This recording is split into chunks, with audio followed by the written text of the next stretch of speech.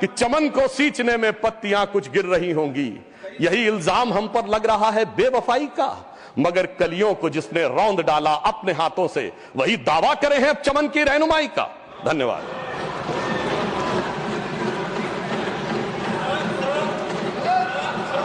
समाप्त करता हूं। धन्यवाद। Discussion on the Ministry of Home Affairs.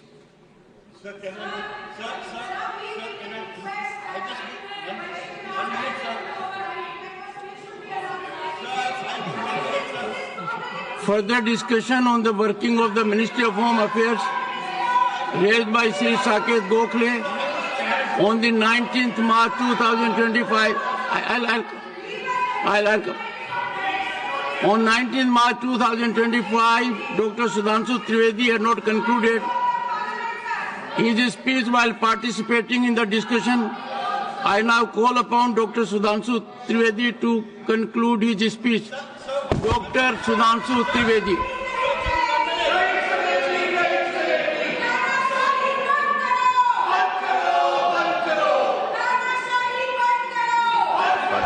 Doctor Sudhanshu Trivedi. माननीय सभापति महोदय, जब मैं उस दिन अपना वक्तव्य दे रहा था तो समाप्त होते समय माननीय गृह मंत्री जी ने आदेश दिया था कि जो संख्या मैंने अप्रॉक्सीमेट बताई थी उसको थोड़ा सुधार कर दे। तो आज मैं बताना चाहता हूं, पिछले लोकसभा में सबसे बड़ी जीत असम की धुबरी सीट पर 10,12,476 वोट से हुई थी और जहां सबसे बड़ा डेमोग्राफिक चेंज हुआ है।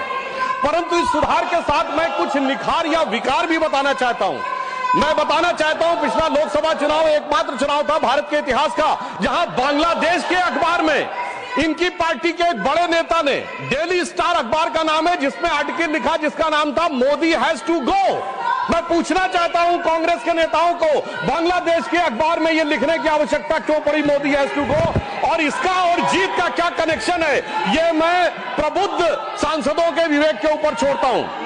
और मैं दूसरी बात कहना चाहता हूं, ये चिंता सिर्फ हमारी नहीं थी सभापति महोदय। मैं एक वाक्य कोट करना चाहता हूं और वाक्य है, the infiltration has become a disaster now. I have both the Bangladeshi and Indian voter list. This is a very serious matter. I would like to know what would be when it would be discussed in the House. Sir आपको पता है किसने बोला था? ममता बनर्जी 4 अगस्त 2005 इसी भारत की संसद में बोला गया। अब बताइए, तब ये कहते थे और आज ये कर रहे हैं। इसे कहते हैं कि देख तेरे संसार की हालत क्या हो गई भगवान, कितना बदल गया इंसान।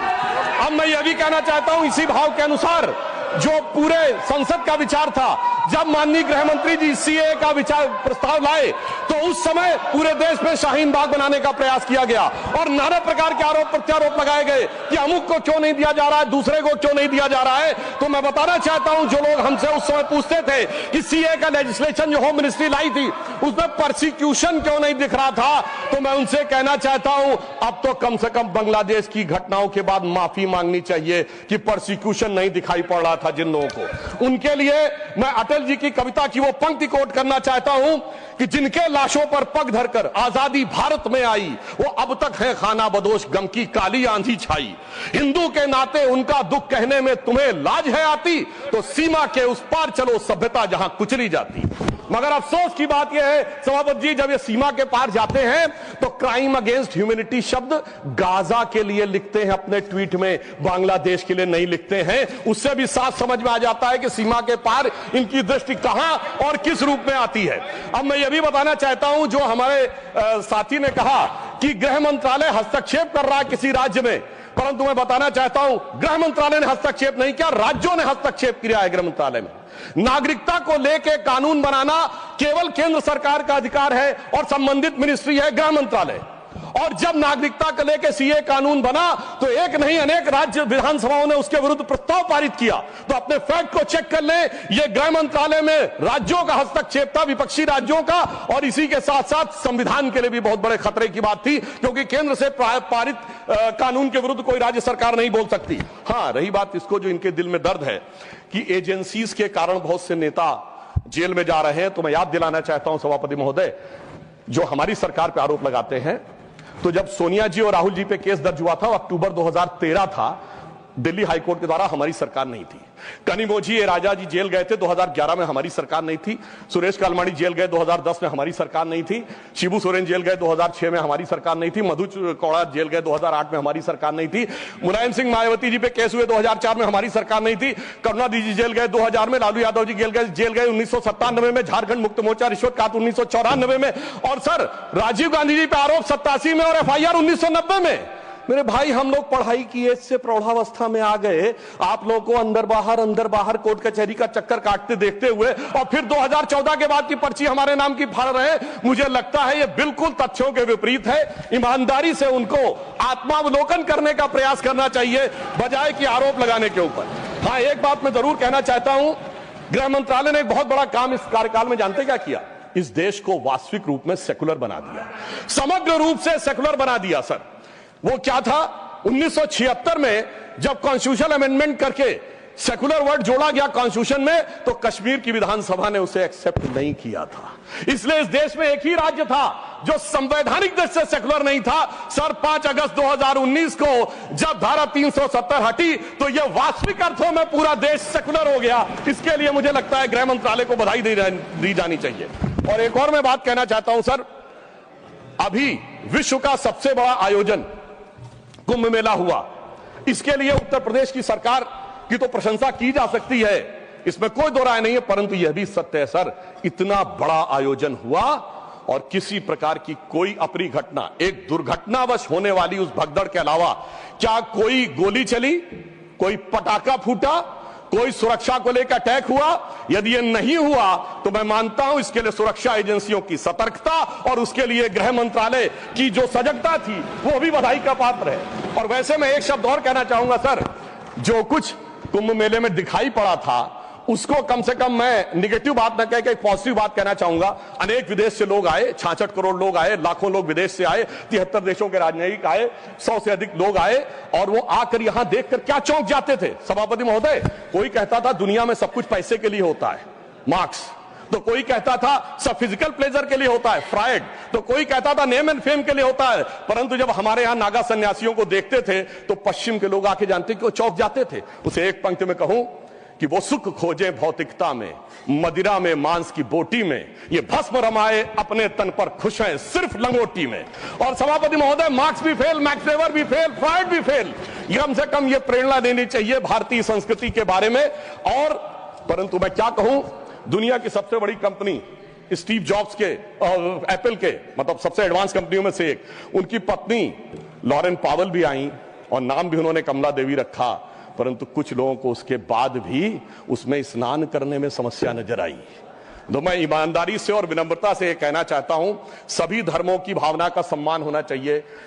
गंगा जल का सिर्फ सम्मान हमारे धर्म में नहीं है, काबा में भी एक आबे जमजम है और वहां के जल को भी वैसे ही पवित्र माना जाता है और माना जाता है कि उससे पाप कटते हैं। जब आप वेटिकन जाते हैं तो पोप भी आपके ऊपर जल छिड़कते हैं और कहते हैं this removes you from all the sin. मैं चुनौती से कहता हूं, इनमें से कोई किसी के बारे में बोल सकता है?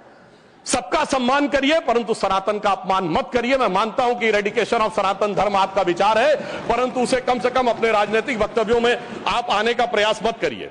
परंतु मैं एक बात और कहना चाहता हूं, अभी हमारे डीएमके के लोग डिलिमिटेशंस के बारे में बोल रहे थे, उनकी कंसर्न समझी जा सकती है, परंतु मैं सिर्फ एक बात कहूं सर, जनसंख्या का यदि उनको लगता है कि किसी जगह विचार बढ़ रहा है संख्या और किसी जगह नियंत्रित है, चूंकि उन्होंने नियंत्रित की है, तो सर ये सिर्फ ज्योग्राफी पर ही है कि सोसाइटी पर भी लागू होगा? अगर किसी समूह ने, धार्मिक समूह या मजहबी समूह की जनसंख्या बढ़ी है और दूसरे ने नियंत्रित किया है, सर वहां पर तो नहीं चर्चा होनी चाहिए, सिर्फ ज्योग्राफी पे होनी चाहिए, सोसाइटी पे नहीं होनी चाहिए। और मैं ईमानदारी से कहना चाहता हूं, यदि विचार जनसंख्या नियंत्रण का कानून लाने का समर्थन करिए, तो मुझे लगता है इस विषय के ऊपर ईमानदारी से काम करने का प्रयास करना चाहिए। अब मैं एक और बात कहना चाह रहा हूं सर, टैक्स कहना चाह रहा हूं कि राज्यों का समन्वय भी केंद्र सरकार के गृह मंत्रालय के अंडर में आता है, परंतु राज्यों का समन्वय का विषय दोनों तरफ से होता है। राज्यों के ऊपर भी दायित्व है समन्वय का और केंद्र के ऊपर भी दायित्व है। इसीलिए मैं कहना चाहता हूं, परंतु जब ऐसी बातें उठती हैं कि किसी राज्य का कोई मंत्री कहता है कि टैक्स कलेक्शन वहां ज्यादा हो रहा है तो हमें अलग हो जाना चाहिए, तो किसी राज्य का मंत्री उत्तर भारत के किन्हीं राज्यों के लिए या बिहार के लिए आपत्तिजनक बातें कहना शुरू करता है, इससे राज्यों का जो समन्वय है वो गिरता है। और मैं कहना चाहता हूं सर, समन्वय का सबसे दुखद उदाहरण था इसी संसद के एक सदस्य ने छत्तीसगढ़, राजस्थान और मध्य प्रदेश में हमारी जीत के बाद इस सदन के नहीं, दूसरे सदन के सदस्य ने यह शब्द बोला था कि भाजपा सिर्फ गोमूत्र वाले राज्यों में जीत सकती है। तो मैं उनको बताना चाहता हूं सर, जिनके की दिमाग में मैकाले और मार्क्स का वायरस भरा है, तो उन्हें बताना चाहता हूं कि गोमूत्र का anti bacterial, anti fungal, anti cancer के लिए मेडिसिनल पेटेंट है और पेटेंट का नंबर है 64100059। तो मैं कहना चाहता हूं, कृपया जाके अपने मन से मैकाले और मार्क्स का मैल साफ करिए, तो राज्यों में समन्वय बहुत बेहतर ढंग से दिखाई पड़ेगा। और मैं अंत में सभापति महोदय, सिर्फ मैंने जहां से बात प्रारंभ किया था वहां पे बात को समाप्त करता हूं। एक उदाहरण देना चाहता हूं। एक फिल्म आई थी एक दौर में जिसका नाम था वेडनेसडे, जिसमें नसीरुद्दीन शाह जी ने एक आम आदमी का रोल किया था और उसमें एक सर डायलॉग था जिसमें वो कहते हैं कि जब व्यक्ति घर से निकलता है तो हर 1-2 घंटे के बाद उसकी पत्नी पूछती है ऑफिस पहुंच गए कि नहीं, चाय पी ली कि नहीं, खाना खा लिया कि नहीं, वापस आ रहे हो कि नहीं। तो उन्होंने कहा वो इसलिए नहीं पूछती कि वो जानना चाहती है चाय पिया कि नहीं, खाना खाया कि नहीं। वो दौर था जिसमें वो कह रहा है कि वो इसलिए पूछ रही कि वो जानना चाहती तुम जिंदा हो कि नहीं, क्योंकि वो दौर था इनकी सरकार का जिस जमाने में घर से आदमी निकलता था, उसने कहा लगता है जंग पे निकल रहा है, तो ऐसा प्रतीत होता था कि मानो वो कह रहा हो कि उजाले अपनी यादों के हमारे संग रहने दो, न जाने किस गली में जिंदगी की शाम हो जाए। मगर उस शाम के बाद जो सुबह हुई है हमारी सरकार आने के बाद और जो गृह मंत्रालय ने किया है वो पूरे देश को दिखाई पड़ता है। तो मैं अंत में सर सिर्फ ये कहना चाहूंगा, मैं ये मानता हूं कि हमारे गृह मंत्रालय ने जो काम किया है वो संवेदना, संकल्प, समन्वय और सुदृढ़ता के साथ किया है। मणिपुर जैसे विषयों के लिए पूरी संवेदना से काम किया है, कश्मीर जैसे विषयों के लिए संकल्प के साथ काम किया है, राज्यों के साथ समन्वय के लिए समन्वय की भावना से काम किया है और आंतरिक सुरक्षा के लिए पूरी सुदृढ़ता के साथ काम किया है। और जब कठोर निर्णय लेने होते हैं और देश की सुरक्षा को लेकर कुछ कठोरता करनी होती तो कुछ लोगों को थोड़ा कष्ट जरूर हुआ होगा। उनके प्रति संवेदना व्यक्त करते हुए मैं कहना चाहूंगा, मगर उनको कहने का हक नहीं है जिनके जमाने में तबाही का मंजर दिखा था। तो मैं माननीय गृह मंत्री जी की तरफ से और अपनी सरकार की तरफ से, माननीय प्रधानमंत्री जी की तरफ से सिर्फ एक पंक्ति कह के बात समाप्त करना चाहूंगा कि चमन को सींचने में पत्तियां कुछ गिर रही होंगी, यही इल्जाम हम पर लग रहा है बेवफाई का, मगर कलियों को जिसने रौंद डाला अपने हाथों से वही दावा करे हैं चमन की रहनुमाई का। धन्यवाद।